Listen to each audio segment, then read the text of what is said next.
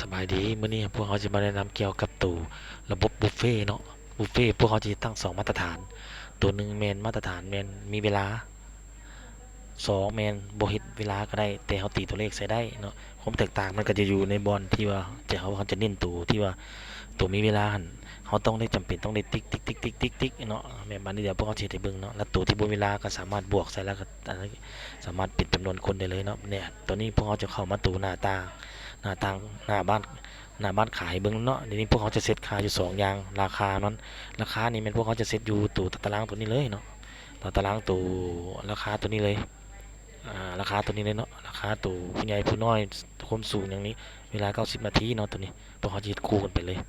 อ่าก็ตัวนี้ปัจจุบันนี้พวกเขาเซ็ตค่าเนาะมีฟรีเนาะเด็กน้อยลงสูงต่ำตัวนี้ราคาตัวนี้ผู้ใหญ่ราคาตัวนี้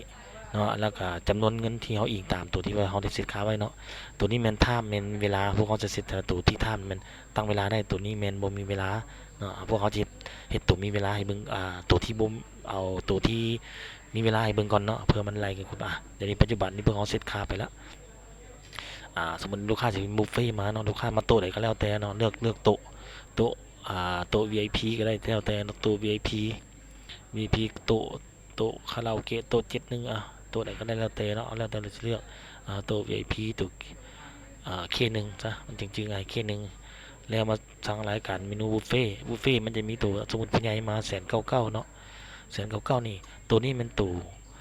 ที่โบได้เซตค่าเวลาเนาะแต่พอเขาจะเอาตัวเซตค่าเวลามันจะต่างกันจะเอาตัวเซตค่าเวลา199นี่ไทม์นะตัวนี้เซตเวลาไทม์ปุ๊บตัวนี้มันจะมี1 คนธรรมดาจะตีได้อยู่นี้แต่ตัวจริงมันจะโบได้เนาะมันจะโบเป็นเวลาให้มันจะเว้าเรื่องคนต่อคนเลยส่วนมาหาคนเขาก็ต้องตีหารายการที่ซื้อตัวนี้หารายการ3 คนเนาะ3 คนแล้วบัดนี้อาหารเราจะกินอย่างก็แล้วแต่เขาก็สามารถเลือกอะไรเลยลูกค้าไปเลือกเลยเลือกเส้นบอแล้วก็เลือกเอาเส้นตัวนี้อันนี้สมมติเนาะอันนี้จะเป็นราคาแล้วเขาก็สามารถเลือกได้ทอดแป้งบออันนี้เป็นตัวอย่างเนาะจำนวนเท่าไหร่เขาก็สามารถใส่ได้ตีสนิทได้เลยสมมติรายการของรายการก็แล้วแต่เนาะมันจะเป็นอย่างนี้จำนวนเงินอย่างนี้แล้วมาเป็นประเภททะเลเครื่องทะเลเนาะเครื่องทะเลก็แล้วแต่มันจำนวนเท่าไหร่เขาก็ตีใส่ได้ตีใส่รายการนี้ก็ได้กดลงไปแล้วประเภททอดประเภทอาหารต่ำประเภทต้อนประเภทแกงก็แล้วแต่อันนี้เป็นตัวอย่างคร่าวๆให้เบิ่งเนาะส่วนบุฟเฟ่ต์มันจะมีหมดทุกอย่างอันนี้เป็นพวกเขาเซ็ตขายเบิ่งซื้อเนาะเฟอใส่ตัวนี้ก็ได้ใส่ประมาณ4 รายการดูมาหลังจากนั้นเขาสามารถมาลืบตัวรายการตัวนี้ได้เนาะรายการที่ว่าบริเสียเงินนะเขาก็ใส่ศูนย์เลยใส่ศูนย์เมื่อทุกตัวเลยตัวนี้เป็นตัวเซตเวลาจ้ะใส่ศูนย์บันทึกไปตัวนี้ก็ใส่ศูนย์บันทึกไปตัวนี้แมนมันจะบริไลเงินลูกค้าเนาะแล้วแต่เราไล่ๆและอันนี้บอยตัวอย่างก็ครับอันนี้เป็นเวลามันเริ่มแลนตัวนี้แมน199,000นี้มันเวลามันเริ่มไล่ไปแล้ว49,750เขานับแต่เขาเสร็จไปมันจะสุดท้ายมันก็มากับเป็น199นี่คือเก่าแต่เวลาตัวนี้มันสิกายย้อนว่าเฮาเซตค่าไปแล้วถ้าลูกค้ายังนั่งอยู่ท่านบังเอิญว่าเฮาลืมเซตค่าบ่เนี่ยเฮาก็สามารถมาหยุดได้ฮอดเวลาปุ๊บเฮาไปหยุดแล้วก็ไปแจ้งลูกค้าเขาสามารถหยุดสมมุติว่าตัวนี้เวลาตัวนี้แม่นเงินเท่านี้เนาะ49,750เฮาสามารถหยุดเวลาได้เลยบ่ให้เราบ่เวลาสมมุติว่ากรณีครบแล้วนะอันนี้มันสืบต่อก็ได้อันนี้มันเฮาเฮ็ดได้เนาะเวลาตัวนี้แต่ละอย่างเขามีเบิดเลยเพื่อเขาจะไปแจ้งลูกค้าหรือว่าลูกค้าเพิ่นก็จะฮู้เลยแหละอันนี้ปล่อยถ้าว่ากรณีว่ากลายไปเขาก็สามารถกลับคืนให้มาเป็นราคานี้ได้ตีราคานี้ได้อันนี้พอเขาเห็นได้เนาะเดี๋ยวพอจะลองเห็นกลายเบิ่งตัวนี้ปลายมันกลายไปเลยเนาะตัวนี้ปลายเวลากลายไปเขาสามารถตีย้อนหลังได้ตีไปเลย99ตัวมันตกอยู่200,000ปลายตัวนี้เขาก็สามารถย้อนหลังได้กันย้อนให้เป็น199,000รวมหมดเดี๋ยวนี้พอจะปล่อยให้เป็นเวลาอยู่1 ชั่วโมงครึ่งเนาะแล้วจึงจะไม่เห็นได้เบิ่งแต่ตัวจริงมันก็ต้องกลายแหละทำอันนี้ตัวนี้มันตัวเซตค่าไทม์เวลามากรณีที่2นะพวกเขาจะว่าเรื่องตอนนี้มันโตเขาจะเฮ็ดคู่กันไปเลยกรณีตัวที่บ่แม่นเซตเป็นเวลาเนาะเซตเป็นเวลาก็จะบ่ได้มีหยังเฮาก็มีแต่เข้าโต๊ะคือเก่าอ่ามันมี2ทางเลือกเนาะมีบ่แม่นสิละสมมุติเฮาสิเอาโซนคาแคร์นี้สมมุติโซนคาแคร์เนาะแล้วมากดเข้าบุฟเฟ่ต์นี้สั่งอาหารคือเก่าเขาจะมาเบิ่งตัวนี้เบิ่งบุฟเฟ่ต์นี้บุฟเฟ่ต์ตัวนี้บ่แม่นเซตเวลาเนาะเฮาสามารถตีได้เลยสมมุติลูกค้ามาอยู่149,000อันนี้ไทม์149,000เด็กน้อยมานี้อ่า149,000เนาะเดี๋ยวนะ149,000เริ่มกันตัวนี้เขาต้องบันทึกก่อนเนาะแจ้งไปบันทึกไปตัวนี้ แล้ววันนี้ลูกค้าครับแบบมาโต๊ะใหม่ราคาที่ว่าลูกค้าบ่เลือกบุฟเฟ่ต์เขาจะเลือกโต๊ะก่อนโต๊ะ4นี้อันนี้มันก็จะเริ่มเป็นโต๊ะใหม่เลย422เนาะตัวนี้แล้วมากดเข้าบุฟเฟ่ต์เข้าโซนเมนูอาหารเนาะเพื่อจะไปเลือกโต๊ะให้ผู้ใหม่นี้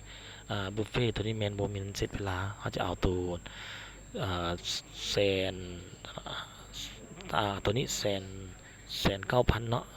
ลูกค้ามา10คนก็ตี10คนเลยก็ได้ตัวนี้มันจะสามารถตีได้เลยมันแตกต่างกับตัวมีเวลาเนาะ10คนแล้วมันก็จะเป็นจำนวนเงินเลยเนาะ1,90,000เลยตัวนี้ก็แล้วลูกค้าก็สั่งอาหารในปกติอันนี้แมนเวลาจะบ่มีแต่ว่าเขาก็สามารถแจ้งลูกค้าได้เนาะชั่วโมงครึ่งลูกค้าก็จะรู้อยู่แล้วเขาก็สามารถสั่งเครื่องดื่มลูกค้าสั่งเครื่องดื่มอย่างได้เบิดเลยเนาะสั่งตัวนี้แบ็คกับพี่แล้วแต่สมมุติสิสั่งอาหารก็แล้วแต่เนาะพยาบ่อยากแล้วก็ประเภทเครื่องดื่มประเภทเส้นแล้วก็แนวทอดซะเนาะทอดทอดป่าทอดป่าสมมุติเอาอยู่หารายการเนาะก็อันนี้คือเก่าแล้วเขาจะมาลดราคาอันมันคล้ายๆกันแล้วมานี่มาเครื่องปิ้งปิ้งปลาแซลมอนเนาะปลาแซลมอนอยู่ประมาณ10 จานก็ได้แล้วแต่10 จานเนาะเป็นเงินเท่านี้อันนี้ประมาณก็ค่าให้เบิ่งอีกเนาะอันนี้มันจำนวนคนขนาดนี้อันนี้จะสามารถเช็คบินได้เลยตัวนี้ฮอนบ่ฮอนเราก็สามารถเช็คบินได้เนาะอันนี้ก็สามารถลบออกให้มันเท่าศูนย์คือเก่าเท่าศูนย์แล้วก็เท่าศูนย์เท่าศูนย์ลงเท่าศูนย์อันนี้ก็เท่าศูนย์เนาะลงเขาไปลงไปแคนเซิลคนตัวนี้เท่าศูนย์เนาะติ๊กตัวนี้เท่าศูนย์เท่าศูนย์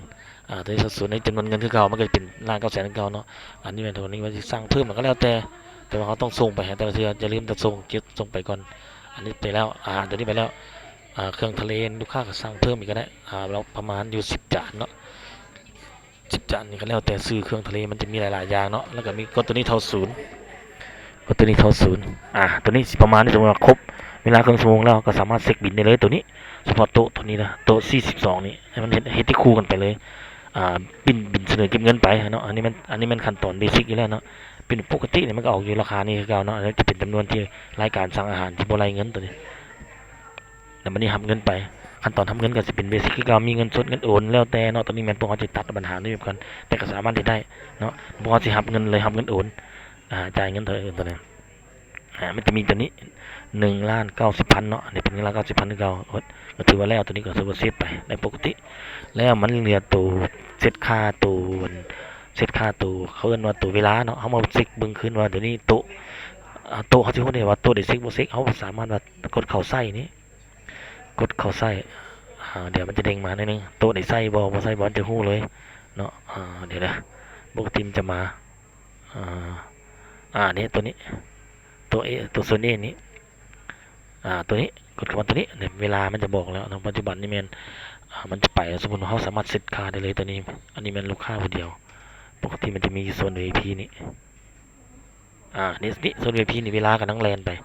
ปกติมันน่าจะได้เนาะอันนี้มันตัวอย่างที่แบบผมเห็นในเบิ่งคร่าวๆว่าสามารถทอยได้2วิธีคู่กันไปเลยก็ได้อันนี้เป็นขั้นตอนที่ว่าเซตท่าเวลาแบบบุฟเฟ่เนาะอันนี้เป็นตัวเซตเวลาอันนี้ KVIP 1นี่เซตเวลาตัวนี้มันกลางเขาสามารถได้อันนี้เพราะว่าเขาเร่งรัดเวลาได้เนาะเขาเก็บเงินเลยก็ได้ตัวนี้มันจะต่างย้อนว่าตัวนี้เงินบวกครบมันก็สามารถไล่ได้ที่ว่ามันต้องการยึดไส้เนาะนะครับแต่เขาก็จะมาเก็บเงินคือเก่าตัวนี้มันใบเสนอเก็บเงินบอลลูกค้าบ่ฮอดชั่วโมงมันจะบอกเวลาตัวนี้มันลูกค้าเขาบ่ต้องปิ้นเขาจะมาปิ้นตัวจ่ายเงินให้ลูกค้าเลยจ่ายเงินให้ลูกค้าเลยตัวนี้เขาสามารถตีใช้ว่าไทม์ไลน์นี่มัน3 คนเนาะแสน1,4951,099เนาะเนี่ยนะ1,099คูณ3 1,099คูณ3 1,099คูณ3 1,099คูณ3ออกอยู่500,000เนาะเขาก็สามารถตีตัวเลขเท่านี้ได้เลยเพราะว่าอย่างบ่ให้อันมันเป็นเขาติดเสร็จค่าที่597,000ตัวนี้เป็นเงินเท่านี้เนาะนี่597,000แต่ว่าเงินตัวนี้ส่วนต่างมันจะต่างอยู่บนไหน599,000เนาะตัวนี้แมน USA เงินสด599,000คูณ3นี่มันตัวนี้มัน140,000เขาสามารถคูณ3ออกไปเลยจ่ายเงินไปเลยตัวนี้มัน10 ทางทำเวลามันจะต่างกันน้อยนึงเนาะมันจะมีเป็นจำนวนเงินตัวนี้579,000นี่เงินคัสเตอร์ต้องแคชจ่ายอันนี้มันเงินตัวที่ว่ามันไหลเบิ่งว่าเงินชาร์จของเวลาตัว เวลาตัวนี้ลูกค้าสิถามแต่ว่าเขาก็บ่เป็นหยังเขาสามารถอธิบายลูกค้าได้เลยเนาะเขาเบิ่งเวลาคืนนี้ตัวนี้บอกตัวนี้ออกเป็นตัวนี้เนาะตัวนี้บอกตัวนี้ก็ถือว่าแล้วไปอันนี้มันเซ็ตค่าตัวบุฟเฟ่เนาะเป็นบุฟเฟ่ถือว่าแล้วตัวนี้อันอื่นการรายงานตัวเขาจะมีแต่ว่าอันนี้แม่นขั้นตอนเขาจะเบิ่งในขั้นตอนการเซ็ตค่าเซ็ตค่าเซ็ตค่าเนาะเขาจะมีขั้นตอนเซ็ตค่าอยู่หลังบ้านนี้มันจะมี2อันตัวนี้แม่นเขาเซ็ตค่าที่บ่เสียบ่เสียบ่มีเวลาเนาะอันนี้แม่นเซ็ตค่ามีเวลาเนาะราคาเราสามารถเซ็ตค่าได้กดเข้าไปนี่อันนี้แม่นเบื้องหลังที่เขาจะสร้างให้เนาะตัวนี้เนาะโอเคอันนี้มันตัวอย่างเบื้องต้นที่ระบบพวกเขาจะมาที่เป็นบุฟเฟ่ได้ให้กับลูกค้าที่เพิ่นสนใจเกี่ยวกับบุฟเฟ่แบบหน้าตาตัวนี้เนาะก็สิประมาณนี้ให้หน้าตาเบิ่งคร่าวๆเบิ่งว่ามันมีหยังในเกิดขึ้นเนาะอันนี้ก็สิเป็นขั้นตอนที่เขาเสร็จค่าอันนี้มันสามารถเฮ็ดได้หลายประเภทหมวดหมู่โอเคแล้วสิประมาณนี้เจ้า